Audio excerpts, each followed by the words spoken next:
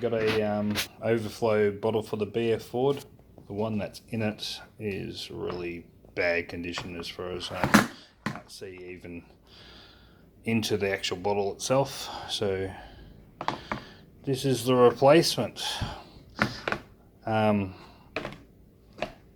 looked at the FG XR6 bottle and it was pretty good condition, but the BF has got two lines coming out of it where the FG bottle only had a single, so couldn't reuse that out of the XR6. So got this one. So I'm gonna put it in. It looks like it's got two probably bolts down there. You obviously got your probably main hose going into there, and it looks like it's just like a push clip thing down there on that side. So I'll just go out and take a bit of footage of the bottle that's still in there, and you can see the difference of what brand's this, Daco, good enough. You'll see the difference of condition of the bottle. This is where I put the FG XR6 bottle. As you can see, like I said, one single line out of the FG model, not two. You'll see, see this was in pretty good nick, but yeah, unfortunately couldn't use it. So there's the new one, and look at the old one. So you can see the two lines which they will have. They look like 10mm bolts there by sight, and these are just squeezed ones, so you practically just squeeze them in, squeeze that in, and the bottom thick hose is a squeeze one too. So looks pretty cruisy as far as getting this out. Back in a sec. Yep, so it looks like it is 10mm, so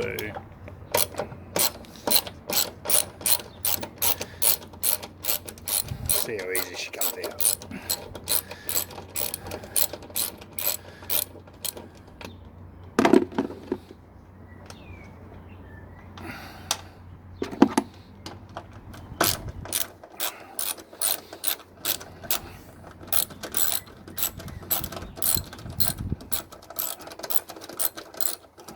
At least it's not too bad. The weather at the moment, it's been raining a fair bit in Melbourne. I've been working on that shower base a lot, so it's been a bit hard to do some videos. Well, doing videos of the shower, but yeah, other videos that are more pressing. But yeah, look. So what I'll do is I'll get some pliers to squash these off. So what I've done is just grab some handy little plier things and just pulled down those clips. So they're pretty easy. They're just a simple with one hand, just a squash in like that and pull down. Pretty simple. Same thing for that one. So so I don't confuse any of the lines as well, I'll swap those out one at a time and stuff like that, and get that big one. Can't mistake that, there's only one. But yeah, this one for your left, this one for the right. Looks like where's this one going? Okay, so the one on the right, if you follow it through, that goes all the way to the thermostat, top of the housings, just in case you take them off and forget where they are. It's a good reminder for you. So I'll take those off now. That's what I've done so far.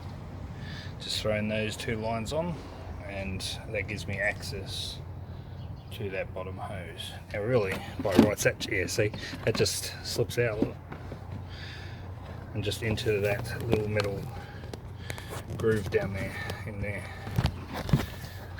And then obviously the bolts just hold that down. So pretty easy. Okay, so I've got that bottom hose on.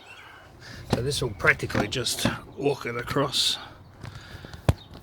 Let's see if we can get in there. Slip that into that painted part of the metal in there.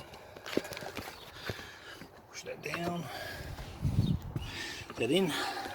Do we have that in? We have that in. Okay, so then it's just a matter of lining up those bolt holes. I'll stick those on in a sec.